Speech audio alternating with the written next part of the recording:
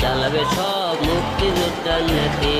বন্ধ থাকুক পড়ালেখা, অন্ধ থাকুক জাতি, আগামীতে চালাবে সব মুক্তিযোদ্ধার নীতি। তুমি কে আমি কে